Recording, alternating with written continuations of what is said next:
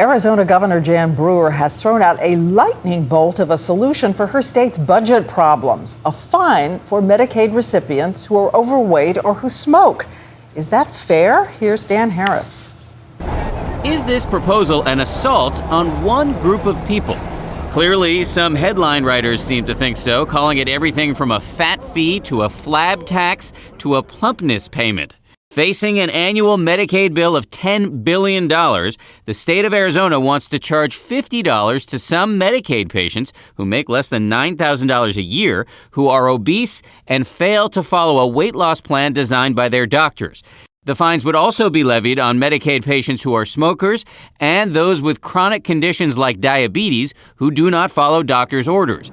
It is provoking a big debate. There are many people who have medical conditions that they can't control, and this would open them up to unfair fines and punishment. This is the latest attention-getting idea from Arizona's colorful governor, Jan Brewer, who has courted controversy before, signing Arizona's hotly debated immigration law and cutting state funding for organ transplants. It's not just, hey, if you can't lose weight, we're going to fine you. It's all about how it interplays with chronic disease and self-management for that chronic disease. It's true that medical costs associated with obesity in America are staggering. More than $2,600 a year for every obese man and nearly $5,000 a year for every obese woman, for a total of nearly $150 billion a year, and it's similar for smokers.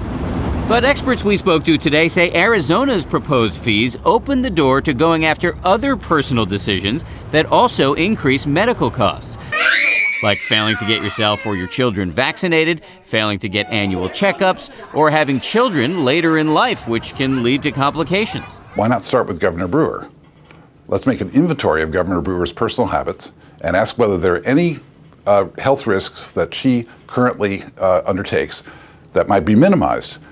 Governor Brewer, always a lightning rod. Arizona state officials insist they are not doing anything that unusual here. There are many employers in America, they point out, who fine their workers for being obese or for smoking.